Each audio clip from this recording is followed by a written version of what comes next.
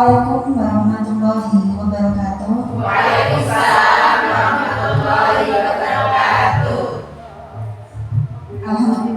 Alhamdulillahirabbil alamin wa bihi nasta'in wa ala umuri dunya waddin.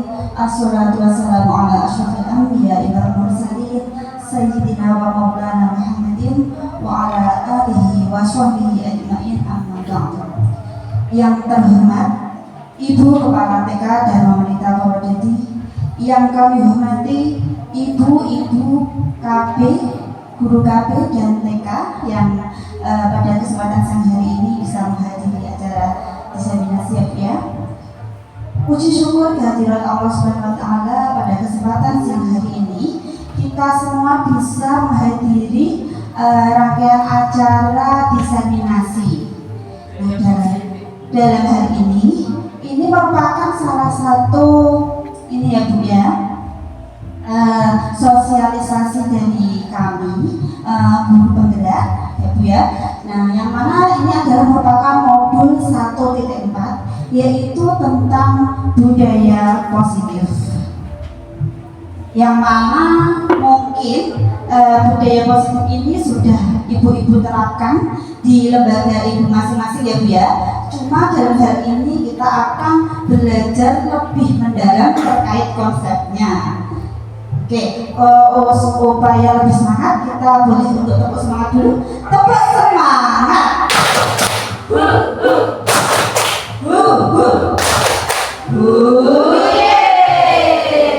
Oke, terima kasih.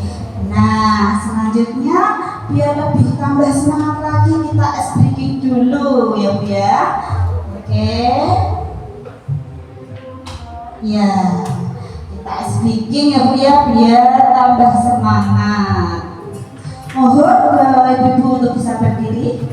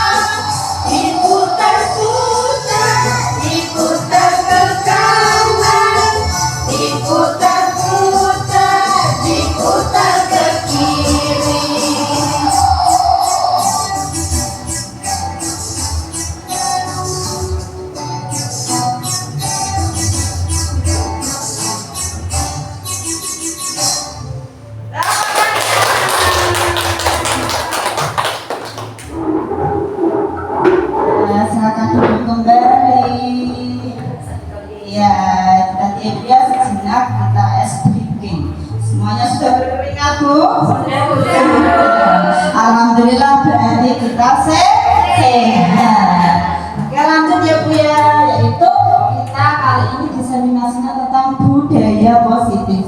Yang mana dalam budaya positif ini ada 6 aspek ya Bu ya. Pertama yaitu perubahan paradigma stimulus. 2. Konsep disiplin positif.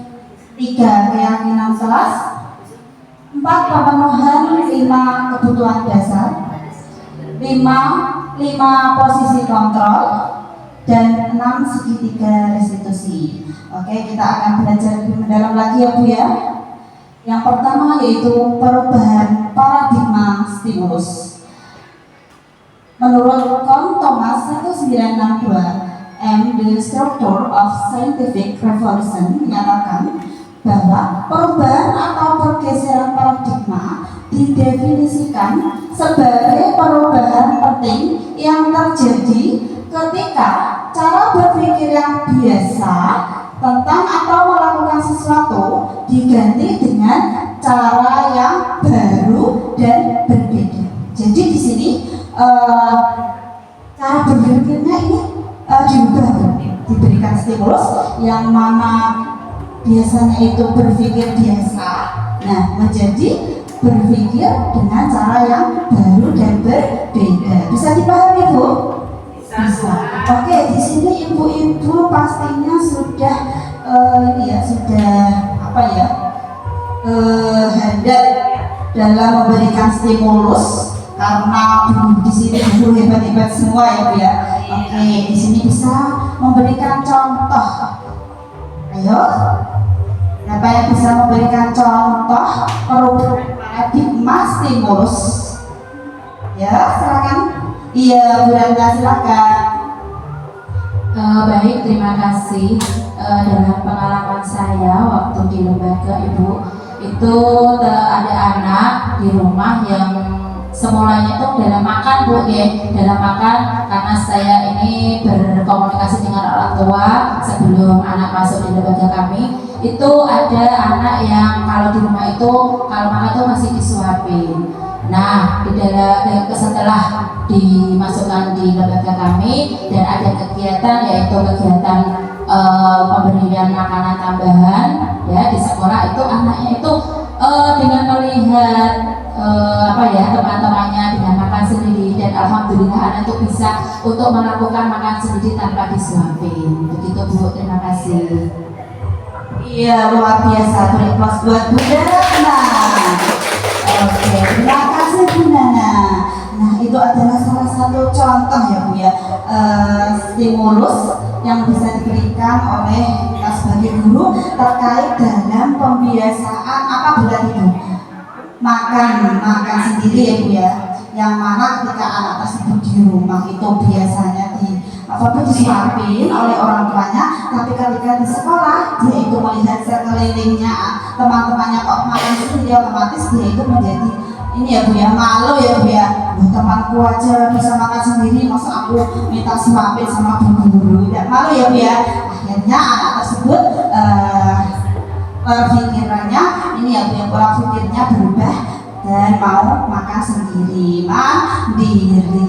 Oke, selanjutnya apa lagi Bu contoh yang bisa diberikan yuk? Ya silakan Bunda, siapa lagi ya? Ya Bunda Karminati. Oke, terima kasih Bu atas waktunya yang diberikan. Ini pengalaman saya ya Bu sebagai pendidik di TK, yaitu di TK yang mana di TKA ini rata-rata anaknya masih awal untuk masuk ke sekolah itu kemandiriannya belum ada ya. Anak yang mana di rumah terbiasa segala sesuatunya masih bergantung pada orang tua. Salah satunya yaitu di dalam anak memakai dan melepas sepatu sendiri. Karena di rumah anak ini bergantung pada orang tua, dan setelah di sekolah awal-awalnya memang agak susah Bu anak untuk memakai melepas sepatu sendiri. Setelah kami memberikan stimulus, memberikan bimbingan anak bagaimana cara agar anak ini mau melepas dan memakai sepatu sendiri, juga melihat dari teman-temannya yang sudah mampu untuk mandiri. Lama-kelamaan akhirnya anak tersebut mau dan bisa mandiri untuk memakai dan melepas sepatu sendiri. Demikian itu pengalaman diri saya sebagai pendidik di TK Fawwa'ah. Terima kasih Bu. Iya, luar biasa sekali. Tepuk tangan buat Bunda kami. Iya, iya Bu ya. Tentunya kita ini sebagai guru ini perannya sangat penting ya Bu ya, dalam membentuk karakter anak. Iya.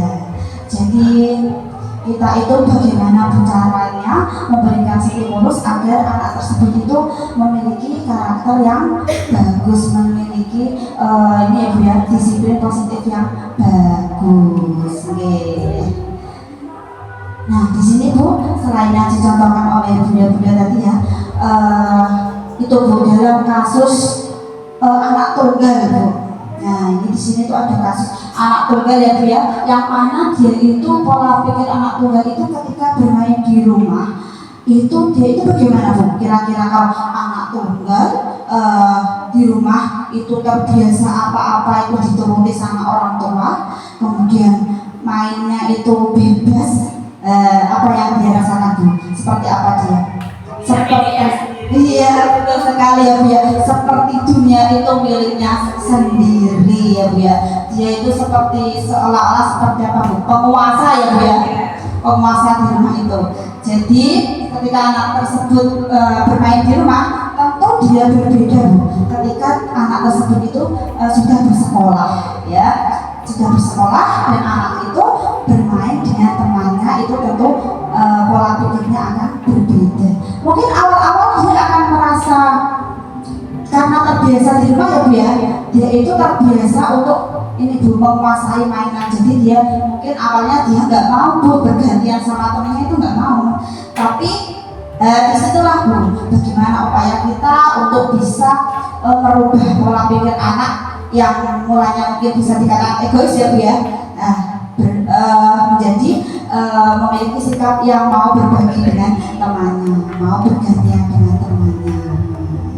Ya Bu ya, kita memberikan stimulus dan akhirnya anak tersebut Bu mau bermain bergantian dengan temannya. Ya sikapnya berubah karena sudah bersekolah. Yang kedua yaitu konsep disiplin positif. Disiplin positif merupakan pendekatan mendidik anak untuk melakukan kontrol diri dan pembentukan kepercayaan diri.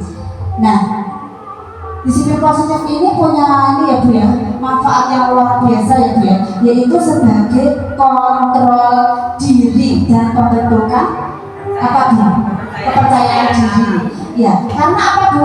Secara tidak langsung dengan penerapan disiplin positif ini, anak itu ini Bu, sosial emosionalnya secara tidak langsung ini akan terkontrol ya Bu ya, akan terkontrol, dan di sini juga akan membentuk kepercayaan diri. Kira-kira apa yang kita lakukan sebagai seorang guru agar kepercayaan diri anak tersebut bisa muncul Bu? Apa yang kira-kira yang akan kita lakukan ya Bu? Memberikan kesempatan kepada anak untuk berkenalan atau maju ke depan untuk menyanyi.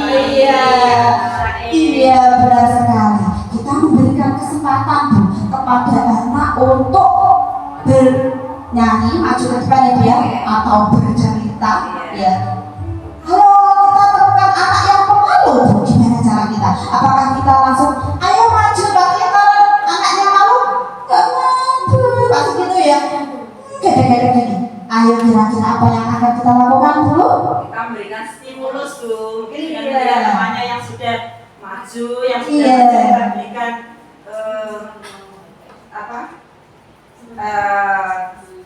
sebuah apresiasi. Iya. Temannya yang pemalu tadi lama-kelamaan akan bisa seperti temannya punya rasa. Iya betul sekali, iya betul sekali. Jadi ketika kita menemui kok anak itu malu ya Bu ya, kita berikan stimulus dengan melakukan pendekatan pada anak tersebut ya, kita dekati, kemudian kita apa ya istilahnya ya, kita bombongi ya Bu ya, nggak apa-apa Bu, kita bombongi biar anak tersebut itu percaya diri ya Bu ya. Nah, kamu pasti bisa, ayo maju, temanmu aja bisa, kamu pasti bisa. Itu ya Bu ya, kita semangati, kita berikan stimulus. Oke, luar biasa, tepuk tangan buat semuanya.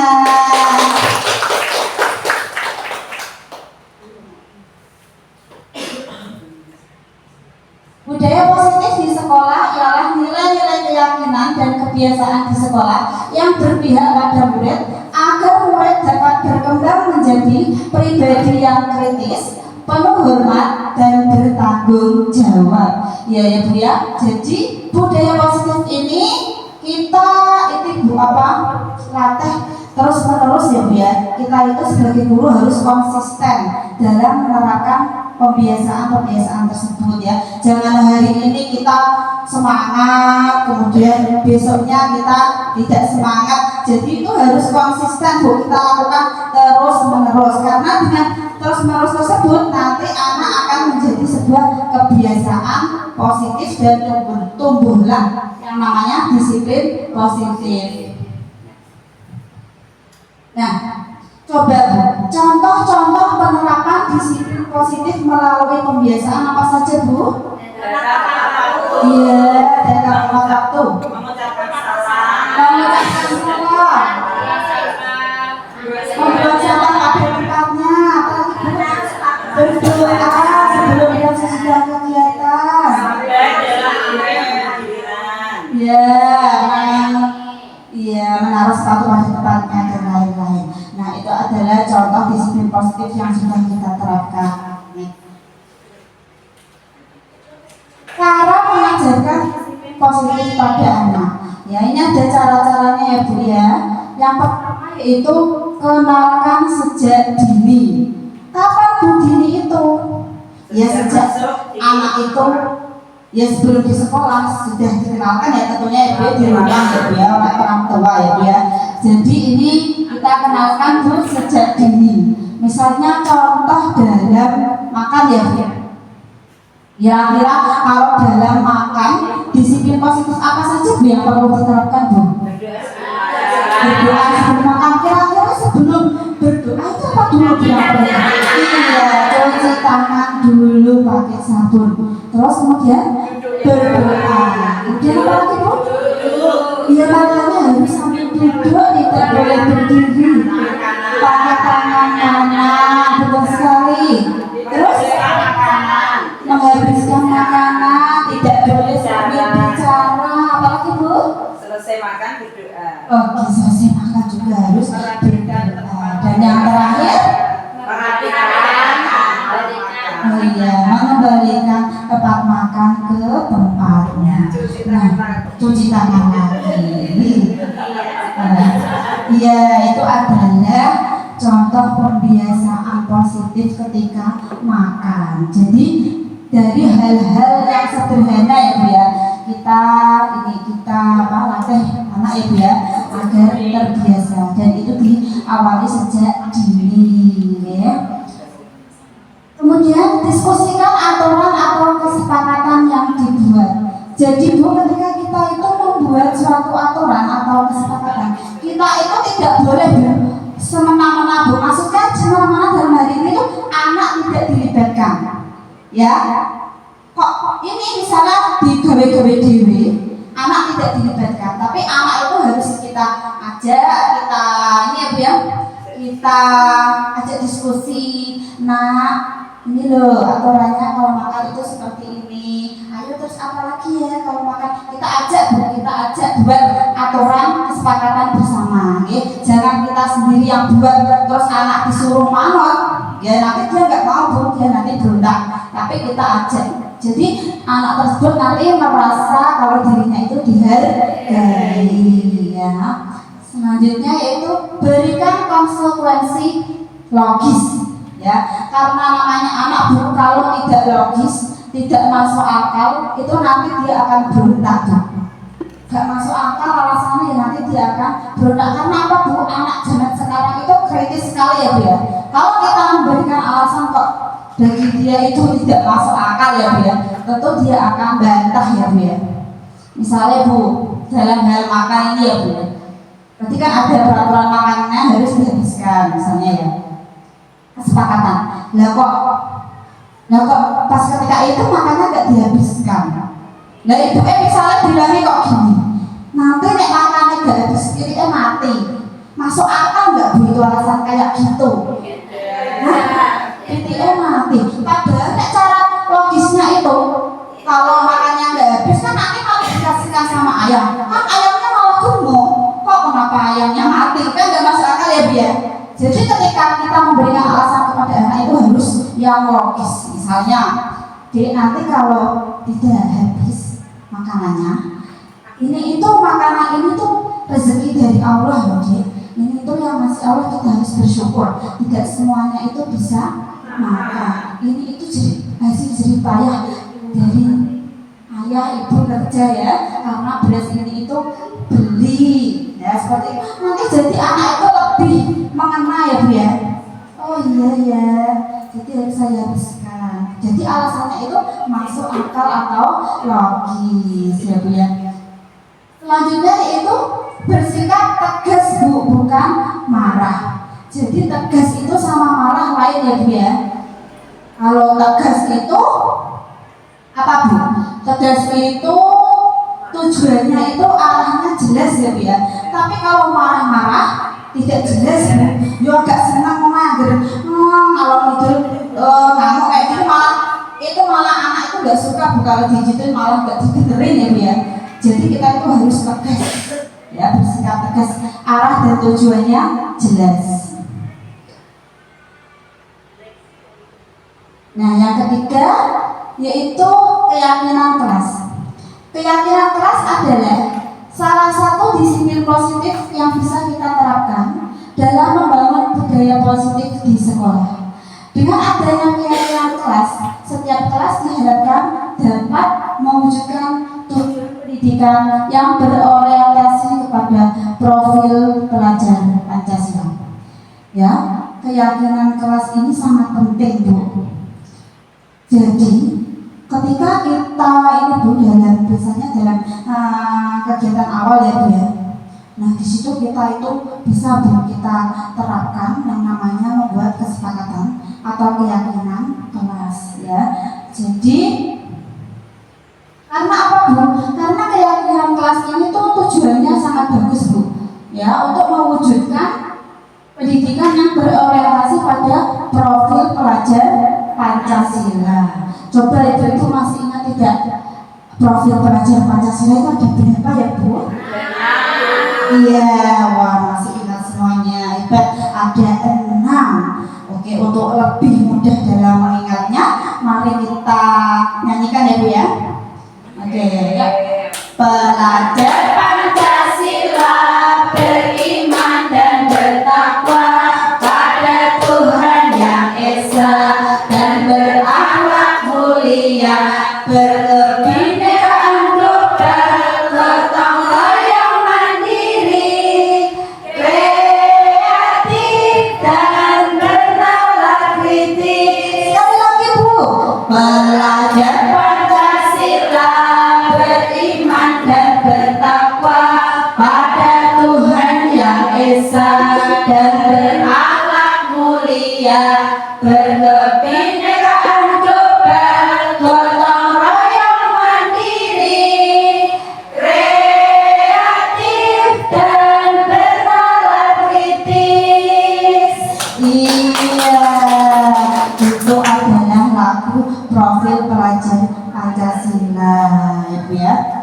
Jadi tubuh yang ada di profil pelajar Pancasila itu kita terapkan ya Bu ya di lembaga kita masing-masing untuk anak didik kita ya Bu ya.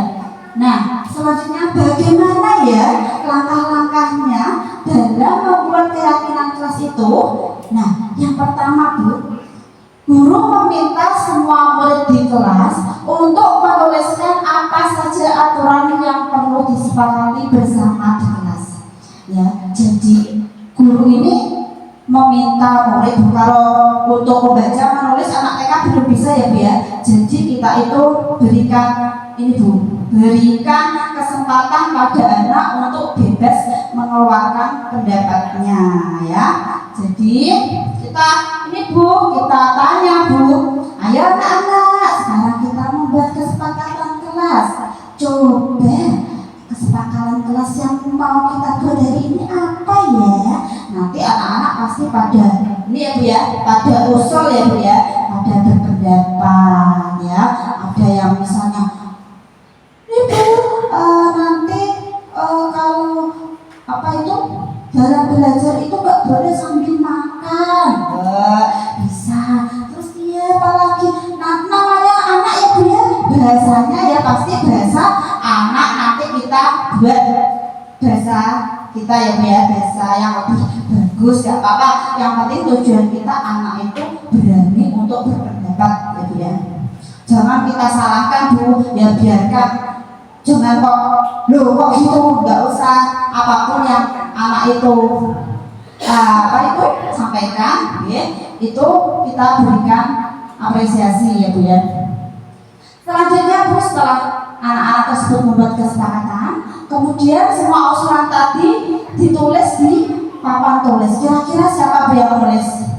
Bu Guru ya, Bu Guru kita tulis. Nah selanjutnya kalimat-kalimat yang sudah disepakati itu menjadi keyakinan kelas tersebut ya Bu ya, kita ubah menjadi kalimat positif ya.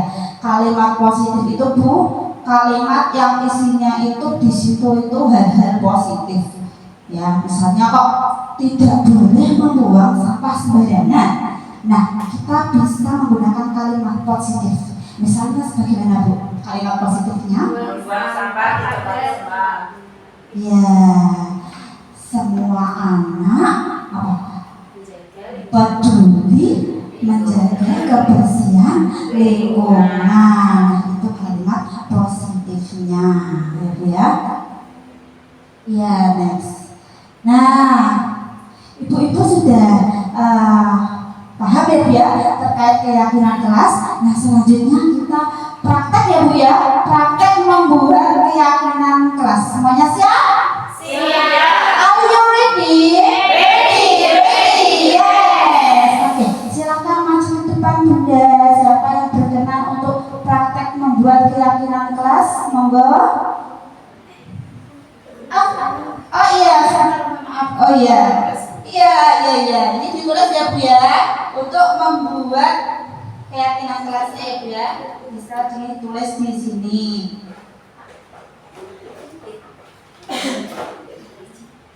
Oke, minta tolong setir.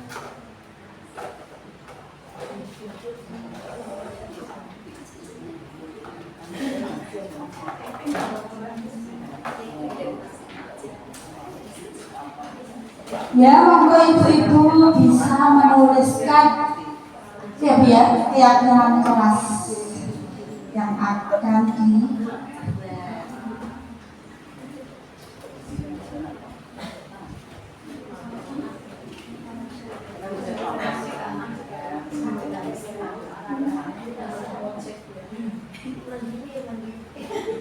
ingat ya Bu ya, kalimatnya gunakan kalimat yang positif ya. Ya silakan yang sudah bisa ditempel di papan tulis.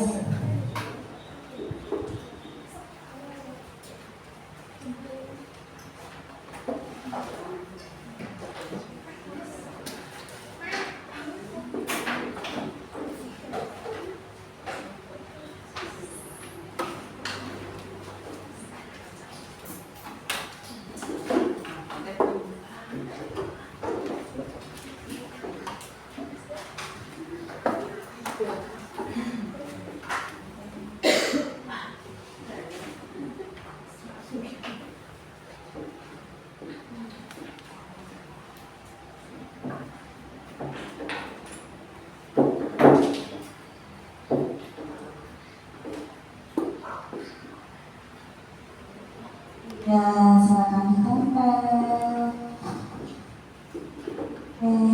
Semuanya sudah ditempelkan semua ya Bu ya? Ya, Nah, di sini ibu-ibu sudah membuat kesepakatan kelas. Nah, ada yang apa ini Bu? Mencuci tangan setelah kegiatan, kemudian antri, mandiri, berdoa, saling menyayangi sesama teman, ya, membereskan mainan, ya, membaca doa sama, baca bismillah sebelum kegiatan, ya, membaca doa, membereskan, ya, sama semua anak antri menunggu giliran, iya. Nah, dari ini Bu, dari apa ini keyakinan yang kelas yang sudah dibuat ini, nanti kita petakan ya Bu ya. Kita ini Bu, yang sama kita jadikan satu, ya. Yang sama kita jadikan satu. Kemudian setelah itu nanti kita bisa pindah ya Bu ya. Kita pindah, kita tulis kembali ke sebuah poster ya Bu, atau kita buat poster ya Bu ya. Nah, selanjutnya keyakinan kelas tersebut kita bisa tempelkan di dinding kelas ya. Itu ya Bu ya. Jadi keyakinan kelas tersebut itu dibuat atas kesepakatan bersama, dan konsekuensinya pun juga kita terangkan Bu kepada anak kita. Ini Bu, konsekuensinya apabila melanggar itu seperti apa juga kita sepakati pada anak. Next. Tujuan keyakinan kelas. Kenapa ya kita kok membuat keyakinan kelas itu tadi? Karena keyakinan kelas ini sangat penting Bu, karena bisa menumbuhkan budaya positif dengan kesepakatan kelas. Ya, jadi dengan keyakinan kelas ini tadi itu bisa menumbuhkan budaya positif Bu. Dan itu juga bisa menumbuhkan peserta didik untuk melakukan pembiasaan positif di kelas atau di sekolah, ya, melakukan pembiasaan ya Bu ya. Terus menumbuhkan sikap tanggung jawab pada diri peserta didik atas pemilihan aspirasi idenya melalui kesepakatan kelas. Menumbuhkan rasa saling menghargai diri sendiri dan orang lain, ya. Jadi Bu, keyakinan kelas itu yang kita buat itu tentunya banyak sekali manfaatnya ya Bu ya. Ya itu tadi ya Bu ya, bisa saling menghargai diri sendiri dan orang lain. Ya, oke. Bu, di sini ada lagu Bu. Ya, kita bisa nyanyikan bersama ya. Ya, semuanya ya. Yesus suka enje, yen awan suka siang, yen sore suka santai, yen bengi suka dalu, diparingi matur nuwun, ditimbali matur dalem, yen lewat derek langkung, yen tepat nyuwun pangapunten. Sekali lagi Bu. Yen esok sugeng enjing, yen awan sugeng siang, yen sore sugeng sonten, yen bengi sugeng dalu. Ayo lebih Bapak. Diparingi matur nuwun, ditimbali matur dalem, yen lewat derek langkung, yen lepat nyuwun pangapunten. Iya, luar biasa. Ya, ini Bu, lagu ini bukan sekedar lagu ya Bu, tapi lagu ini punya nilai Bu. Kira-kira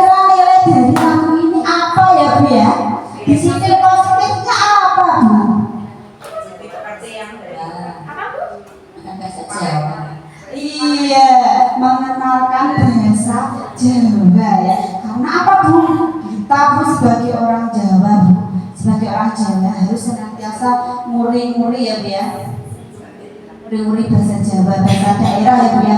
Karena apa Bu? Ini tantangan Bu bagi kita Bu di era generasi Z, generasi milenial ini ya Bu ya. Kecanggihan teknologi ini sangat berpengaruh Bu pada pembentukan karakter anak. Karena apa Bu? Karena yang namanya apa ini Bu, gadget ini tuh tidak bisa terlepas dari anak-anak Bu.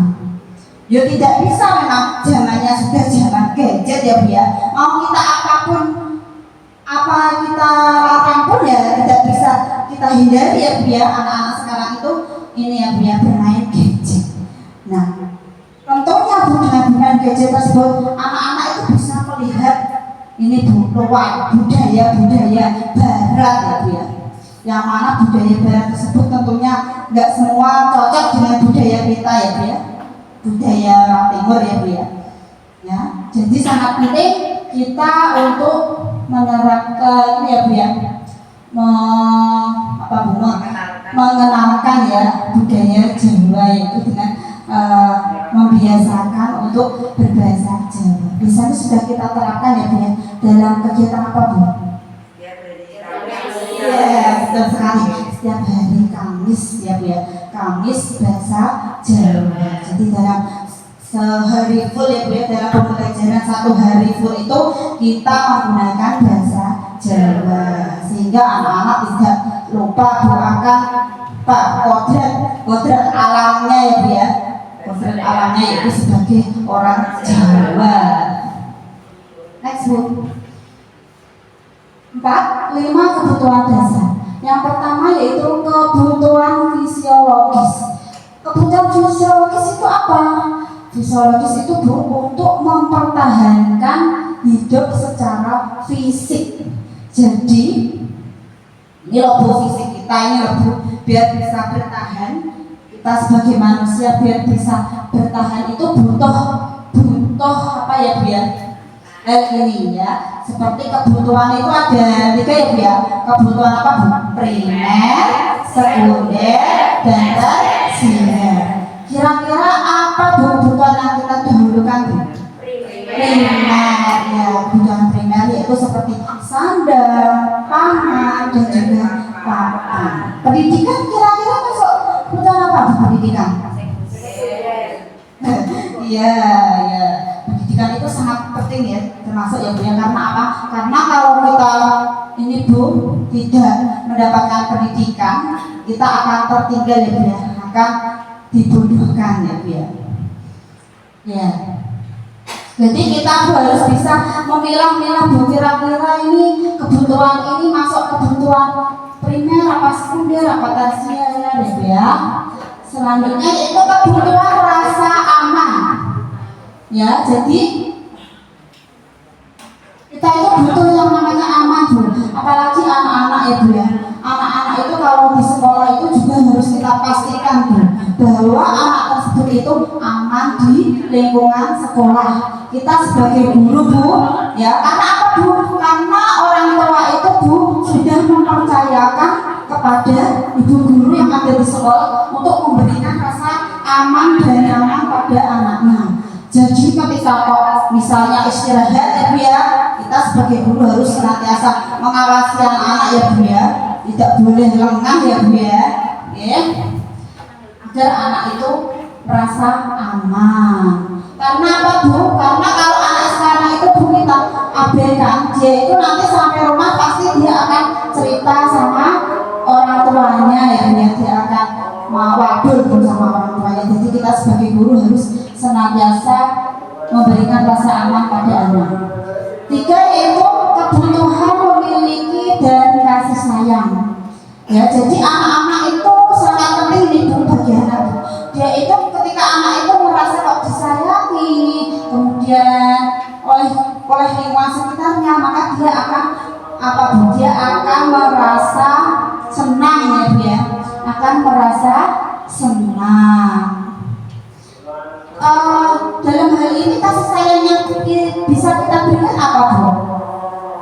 Dengan memperhatikan anak, kemudian dengan ini ya Bu, dengan menggunakan tutur kata yang halus, dengan bahasa tubuh yang apa Bu, yang dekat ya Bu ya, yang hangat ya Bu ya. Ya. Yang keempat yaitu kebutuhan penghargaan. Ya, jadi anak itu juga butuh Bu yang namanya dihargai. Gak hanya anak saja ya Bu ya, kita sebagai orang dewasa ini juga sangat butuh yang namanya dihargai. Apalagi anak ya Bu ya. Misalnya Bu, ketika anak itu kok berhasil menyelesaikan kegiatan Bu, menyelesaikan kegiatan, kira-kira bagaimana cara kita untuk bisa menghargai anak tersebut Bu? Apa Bu? Berikan apresiasi. Iya, betul sekali.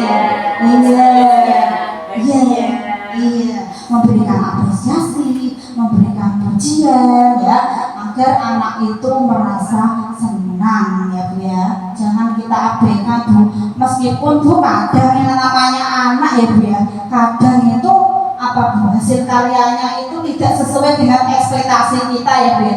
Tapi ya kita jangan bilang jelek, jangan, itu namanya mematahkan ya Bu ya, mematahkan semangat anak. Tapi apapun hasilnya itu harus kita apresiasi, kita acungi jempol. Hebat sekali, bagus sekali karyanya ya. Misalnya kok ada kekeliruan sedikit ya, kita biasanya ini sudah hebat, Mas Aldi sudah hebat, bagus sekali karyanya. Tapi ini tambah bagus lagi kalau misalnya ini ditambah bunga-bunga misalnya seperti itu ya. Jadi tanpa menyakiti anak Bu ya, dan anak merasa dihargai.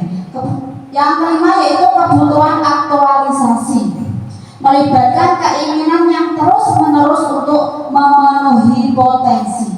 Jadi Bu, kita Bu yang namanya manusia itu ya Bu ya, butuh yang namanya memenuhi potensi kita, apalagi kita ini seorang guru ya Bu ya.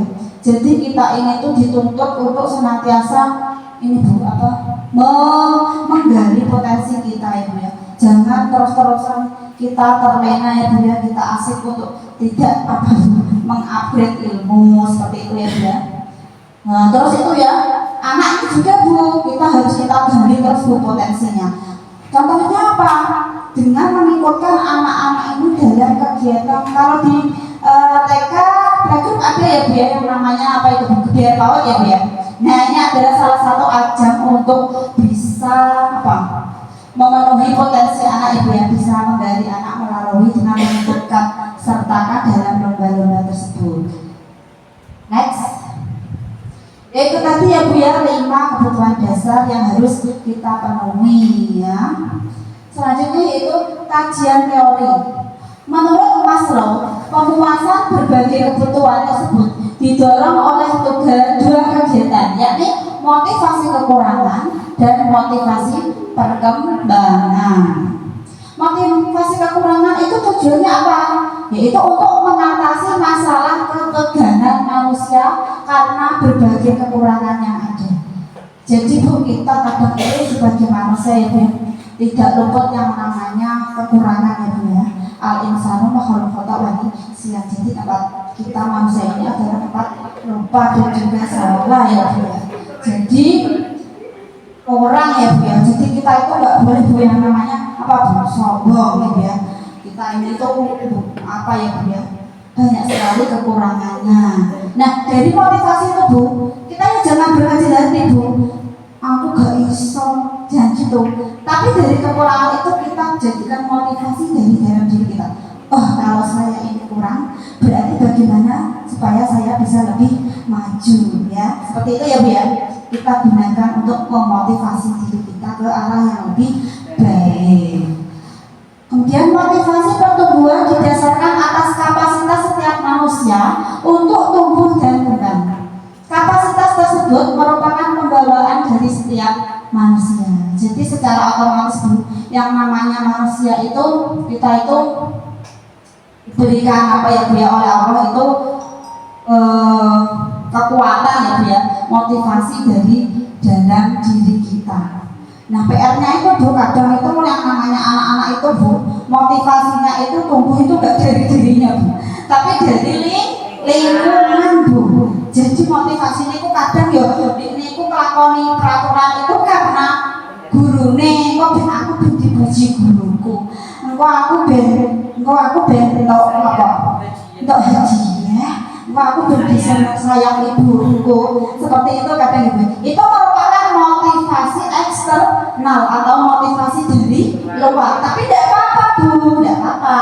Lambat laun kita berikan pengertian pada anak, ya, sehingga nanti anak tersebut bisa memunculkan motivasi dari dalam dirinya sendiri atau motivasi internal. Next. Nah, selanjutnya yaitu 5 posisi kontrol. Yang pertama yaitu apa Bu? Penghukum. Kemudian membuat rasa bersalah. 3, teman. 4, pemantau. Dan 5, manajer. Ya, ini adalah posisi kontrol yang bisa kita lakukan sebagai guru terhadap anak didik kita. Kita mau pilih yang mana Bu? Kira-kira? Oke, kita lanjutkan ya penjelasannya ya. Yang pertama yaitu posisi kontrol sebagai penghukum. Coba apa yang terlintas di benak ibu-ibu semua terkait dengan penghukum itu Bu? Penghukum, wah kita denger wae ngeri ya Bu ya. Ngeri bukan Bu? Ngeri serem. Iya. Karena apa Bu? Seorang penghukum itu bisa menggunakan hukuman fisik maupun hukuman verbal. Hukuman fisik itu Bu bisa melukai fisik seseorang ya. Hukuman verbal itu Bu hukuman yang batas kata-kata Bu, tapi istilahnya kata-katanya itu menyakitkan, mencelakit ya seperti itu. Jadi keduanya sama-sama menyakiti Bu ya. Keduanya itu masuk penghukum. Guru yang menjalankan posisi penghukum biasanya Bu mengatakan bahwa sekolah itu memerlukan sistem atau alat yang dapat lebih menekan murid-murid lebih dalam lagi.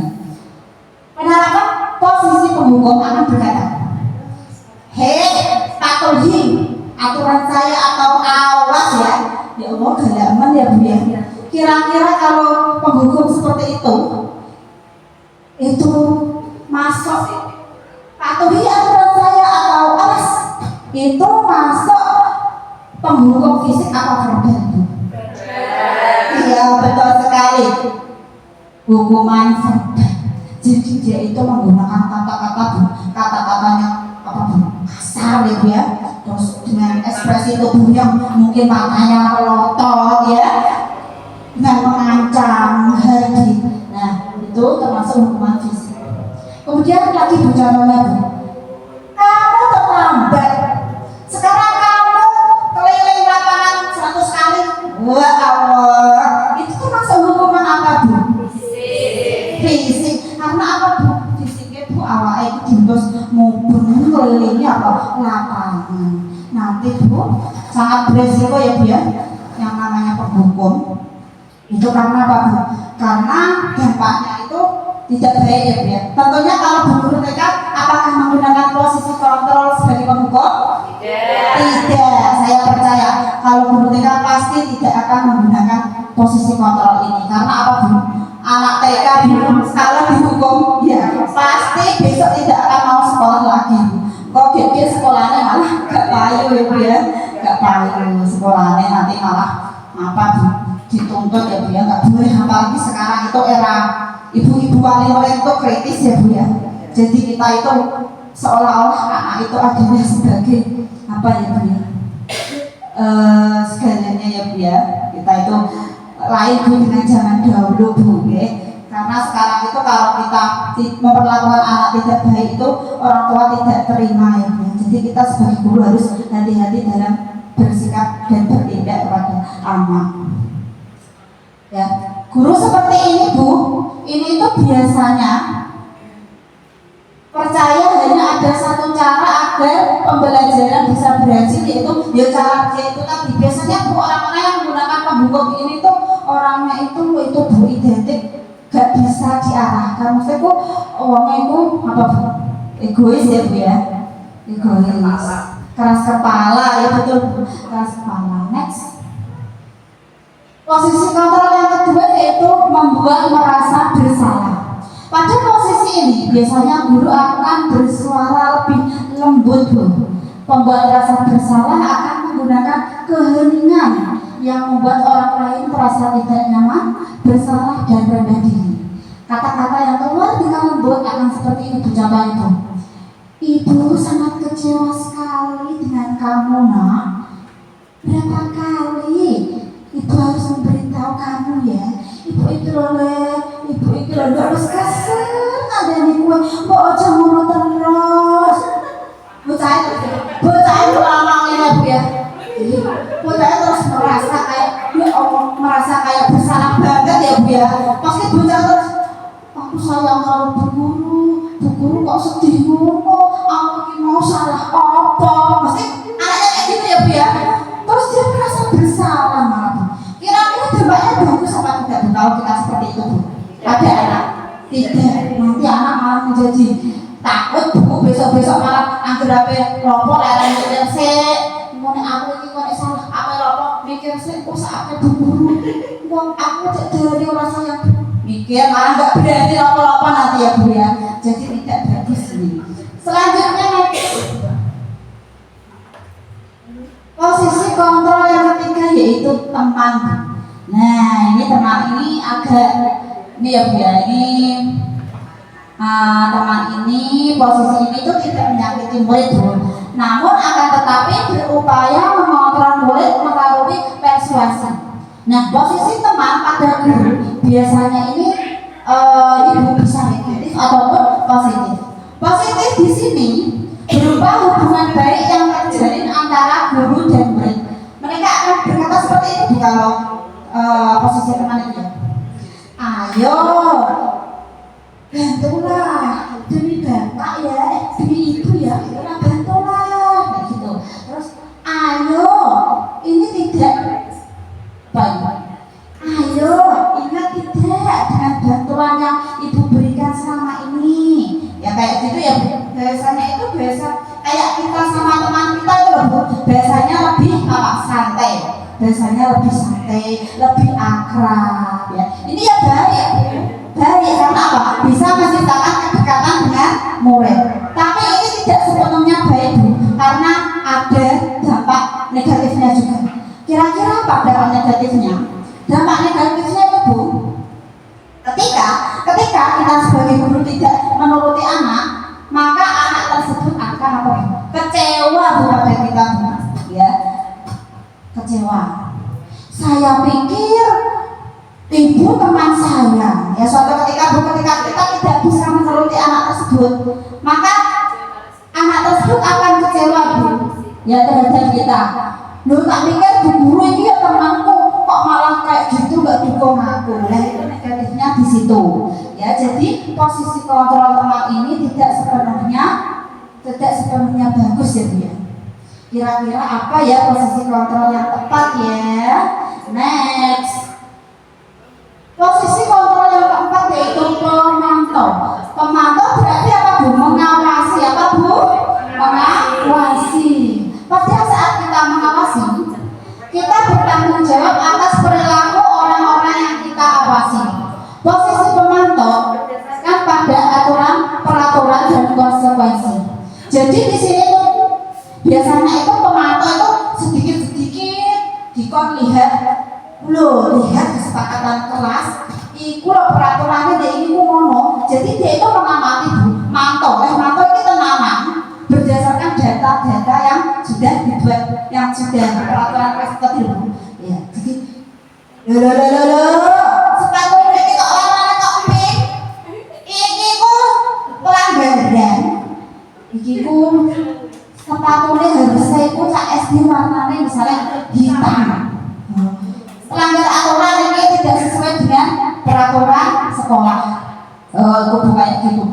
Lihat kesepakatan kelas kayak gitu ya dia. Itu termasuk.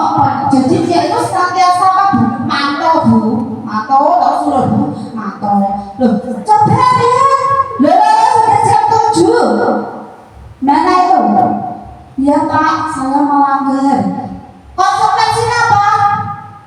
Konsekuensinya melanggar, saya telat datang 5 menit saya harus lari keliling, misalnya keliling halaman 10 kali. Lakukan kayak gitu, itu ada termasuk contoh apa? Posisi kontrol pemantau. Jadi dia itu sedikit itu tadi. Masalahnya apa? Konsonansinya ya apa? Kayak gitu. Next. Posisi kontrol yang kelima yaitu manajer. Manajer adalah posisi di mana guru berbuat sesuatu bersama dengan murid, mempersilahkan murid mempertanggungjawabkan perilakunya, mendukung murid agar dapat menemukan solusi atau permasalahannya sendiri. Ya Bu ya. Oh di sini nih Bu. Nah seorang manajer Bu akan berkata lain Bu. Manajer ini lain dengan lain apa lagi? Merasa bersalah, teman, pemantau. Tapi ini lain bicaranya Bu. Nah, dia itu Bu biasanya Bu ketika menggunakan posisi kontrol sebagai manajer, coba deh apa yang kita yakini. Misalnya kok anak itu membuat kesalahan ya Bu ya. Coba kita jangan sebenarnya menyalahkan anak Bu, tapi kita itu yakinkan kepada anak tentang keyakinan kelas ya.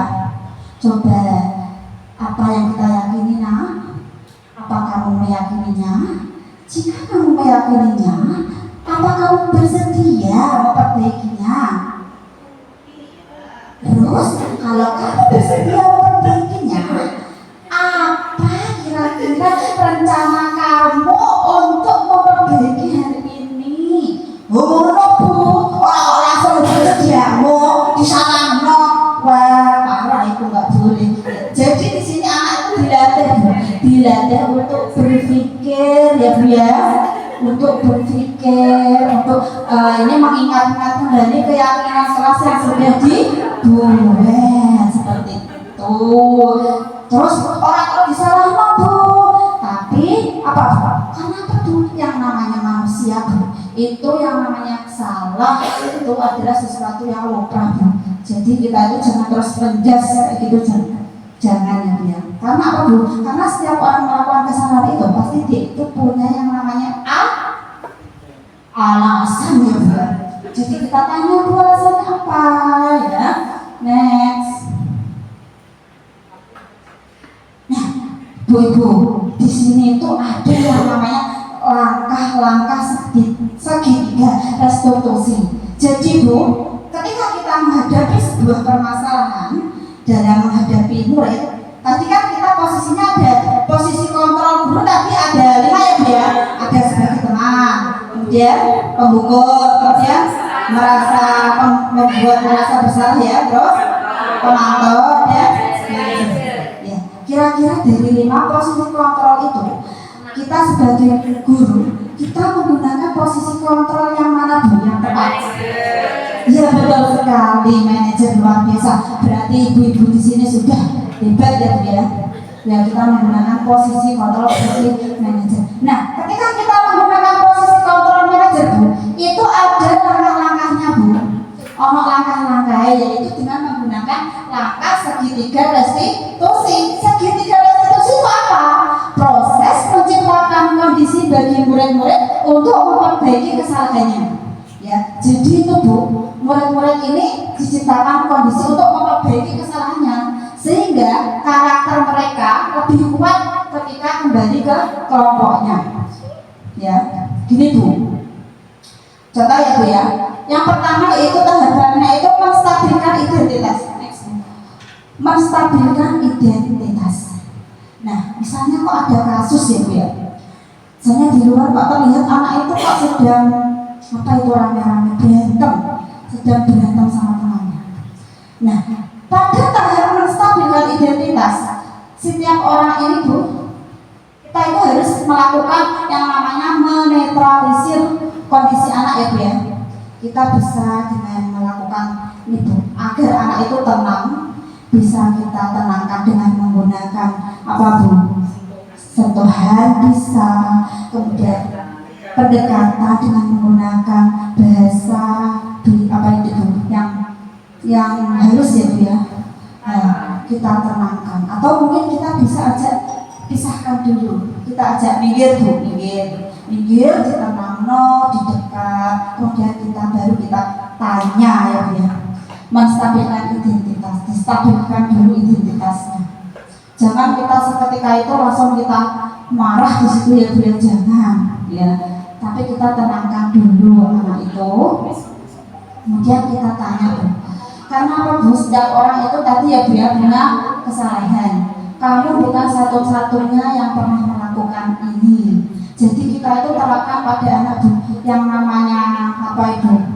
Salah itu sesuatu yang wajar, lumrah, tapi ya tidak boleh diulangi terus ya Bu ya.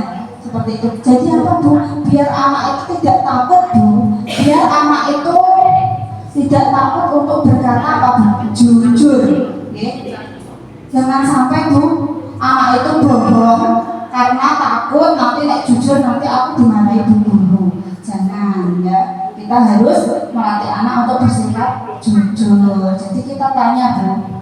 Kemudian yang kedua yaitu validasi tindakan yang salah. Selanjutnya kita memvalidasi Bu. Kamu tentu punya alasan mengapa kamu melakukan itu. Ya pasti anak punya alasan Bu kenapa dia melakukan itu. Adakah cara yang lebih efektif untuk mendapatkan apa yang kamu butuhkan? Kita tanya Bu, piye caranya? Misalnya dia kok membuang sampah sembarangan. Ya kita panggil ya Bu anak tersebut, kemudian kita suruh itu sampahnya kita suruh ambil, kemudian dibuang di tempat sampah, kemudian kita berikan anak tersebut itu. Jangan langsung menegurnya, jangan langsung di depan teman-temannya ya Bu ya, karena anak itu nanti akan malu. Jadi kita mungkin kita ajak di ruang apa Bu kantor, kemudian kita lakukan segitiga restitusi ini. Ya jangan di depan teman-temannya, itu namanya apa Bu? Mempermalukan anak ya Bu ya, boleh ya Bu. Nah itu.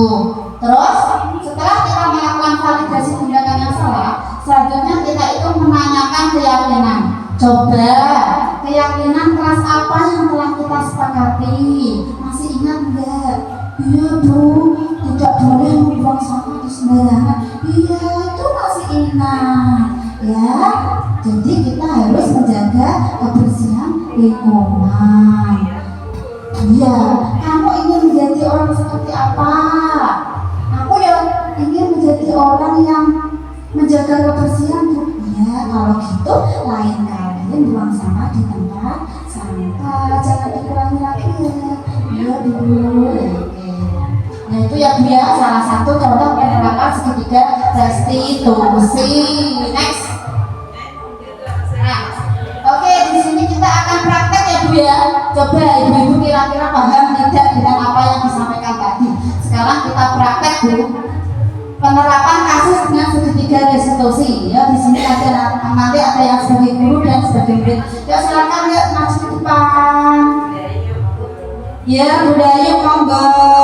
Nggih Bunda. Ya silakan Bu maju Bu. Nggih Bu Siti ya terima kasih. Ya silakan Ibu monggo Bu. Ya nggih. Oke di sini ada mainan ya Bu ya. Nah di sini ada mainan. Nah di sini ada Bu gurunya ya Bu ya, nanti perannya ada yang sebagai Bu guru. Bu gurunya ini siapa nanti Bu? Ayo Bu gurunya Bu Ayu, kemudian nanti Bu Sintir ini murid ya Bu ya. Bu Rini murid dan Bu Ria juga murid. Oke kita langsung praktekkan ya Bu ya. Oke.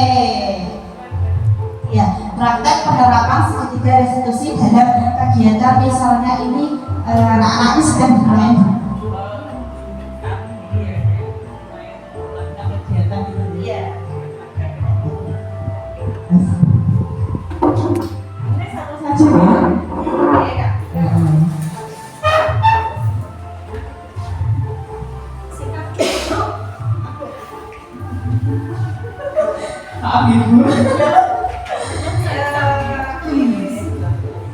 Teman-teman Siap.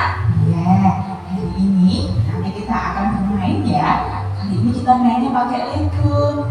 Teman-teman boleh membuat bangunan sesuai dengan imajinasinya teman-teman dengan Lego yang sudah Bunda sediakan. Karena legonya ini terbatas, tidak terlalu banyak, jadi teman-teman nanti bermainnya bergantian. Oke? Rebutan boleh nggak kira-kira ya? Nggak boleh bergantian dan nggak boleh rebutan. Terus kalau misalnya sudah selesai melakukan kegiatan, kira-kira siapa yang harus membereskan mainannya ya? Oh iya, jadi setelah selesai kegiatan, teman-teman membereskan mainan. Ya, kalau semisal kesepakatan tadi kita langgar, apa konsekuensinya? Misal ini mainannya Bunda Sita, keberatan tidak teman-teman? Keberatan tidak? Tidak ya, oke sepakat ya. Mainnya bergantian, tidak rebutan. Selesai bermain, dibereskan. Sebelum kegiatan, mari kita baca bismillah terlebih dahulu.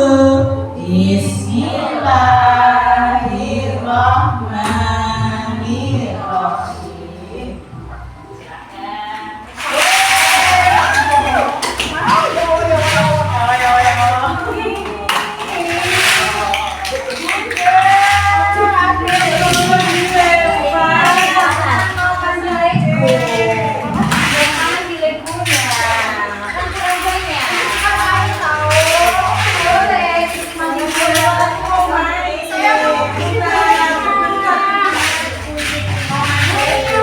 Maaf, ini ada apa ya? Mainnya dilempar-lempar, dibawa ke depannya Kak Rini semua ya? Iya.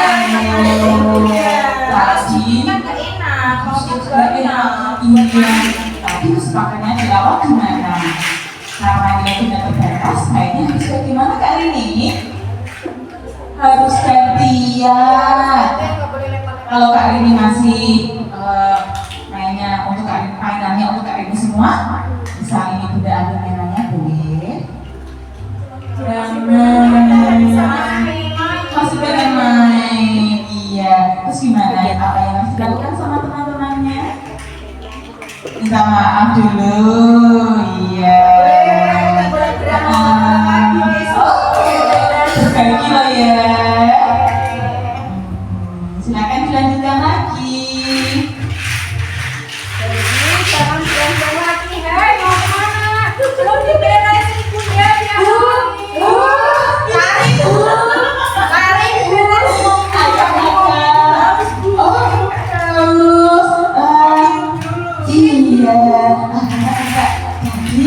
Kesepakatannya di awal setelah kita menyelesaikan kegiatan, apa yang harus kita lakukan Kak? Beresin dulu. Kira-kira Kakak mau nggak bantuin temannya beresin? Terima kasih sudah dilakukan Kakak.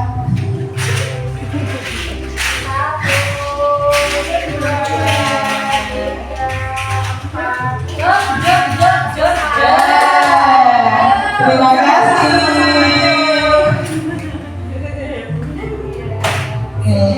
Beri aplaus buat teman-teman kita. Luar biasa. Terima kasih bunda-bunda ya yang sudah menerapkan ini ya sedikit restitusi. Ya, tadi Bu Kakak itu luar biasa Bu. Tadi Bunda Ayu sebagai guru juga tadi dalam menyelesaikan masalah ya Bu. Masalahnya tadi apa Bu? Masalahnya tadi pertamanya ya tadi Bunda Rini sama Bunda Ria dan juga Bunda Sita tadi berebutan mainan ya Bu ya. Nah itu Bu Ayu tadi menggunakan segitiga restitusi dalam penyelesaian masalahnya ya, yaitu dengan apa Bu? Mengingatkan akan keyakinan kelas yang sudah disepakati ya Bu ya. Ya itu luar biasa. Tepuk tangan dong kita semua. Nah Bu, di sini ada contoh ya Bu ya, contoh penerapan segitiga restitusi yang sudah kebetulan kami lakukan ya Bu ya di lembaga kami. Nah berikut adalah contoh penerapan segitiga restitusi, bisa disimak ya Bu ya.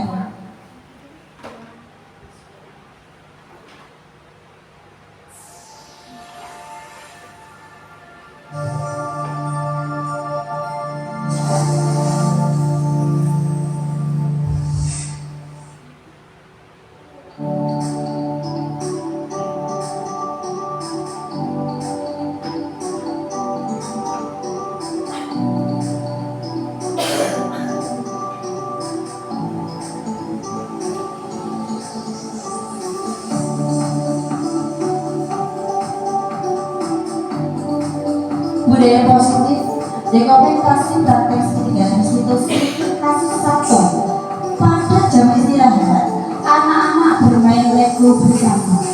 Namun, saat selesai bermain, Kayla tidak mau melanjutkan mainannya kembali. Kayla asik dengan makan bekalnya. Dia tidak mau membereskan makanan, tapi dia makan bekalnya. Sedangkan teman-teman yang lain ini sedang membereskan mainan.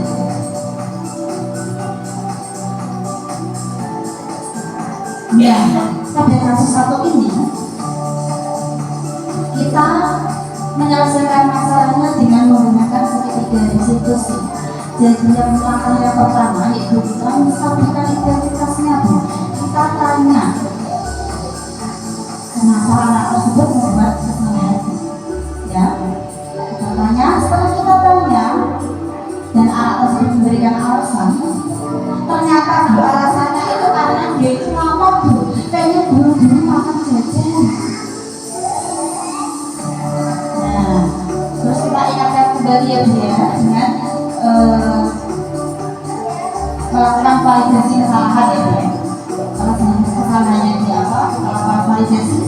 Kemudian setelah itu kita melakukan keyakinan kelas. Nah, ini, Bu, tanggapan mulai, Bu.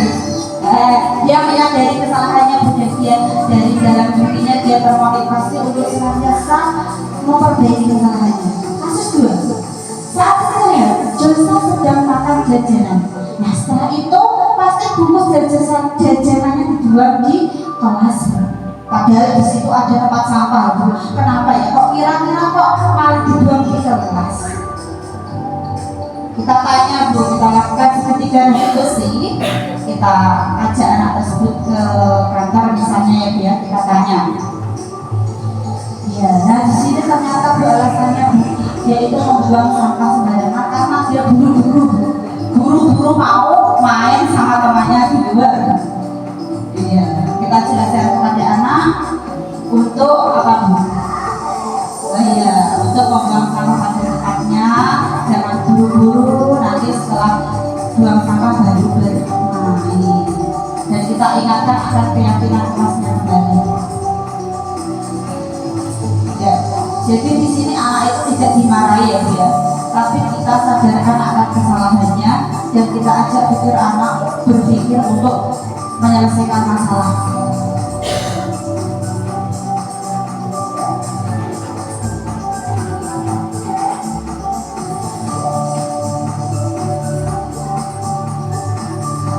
Nah, ini tanggapan dari Ananda Josa, yang mana Ananda Josa ini menyadari kesalahannya dan akan memperbaiki kesalahannya di berikutnya, ya. Ya, demikian tadi contoh video penerapan segitiga restitusi. Nah, di sini ada sebuah ini ya, Bu, ya. Apa ini, Bu, dari yang membuat kita menjadi lebih bersemangat lagi ya, Bu, ya, yaitu kutipan dari Jesse Owens yang mana menyatakan kita semua punya mimpi, Bu. Betul, punya mimpi? Punya. Kita semua punya mimpi, tetapi untuk mewujudkannya dibutuhkan banyak tekad, dedikasi, disiplin diri, dan juga usaha.